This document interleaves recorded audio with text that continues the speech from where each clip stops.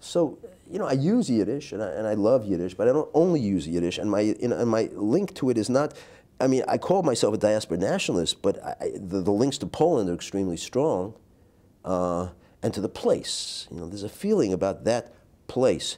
Sholem Asch once wrote a book in which either, you know, the line is, you know, the Vistula speaks to me in Yiddish, you know, which is, and when you go there and you try to, you know, you visit enough places, and I had some wonderful guides back then too, who took me to a bunch of small towns, and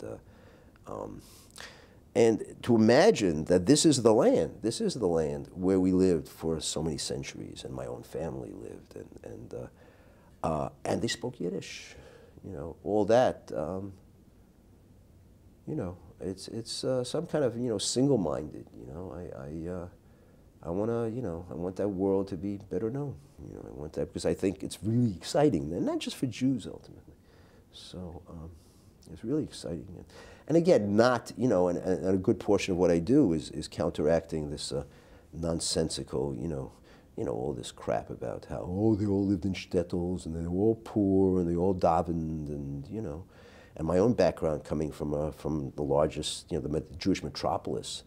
And I know it wasn't all that. It was incredibly sophisticated, you know, with modern poetry and what have you. You know, it was an incredible place. So at the same time, with roots in the Hasidic world and roots with all that stuff. So that's what made it strong, because it was a national culture that totally aspired to modernity, but they didn't have to ask who they were, because even in Warsaw, you know, you take a train and you're in the shtetl.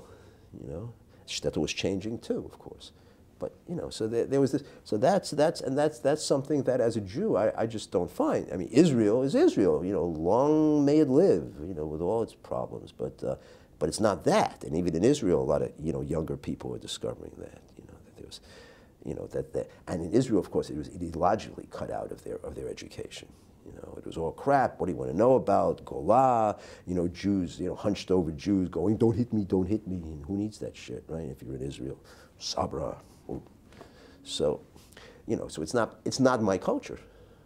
It's not my culture. What is my culture? Something in my mind and something that once existed.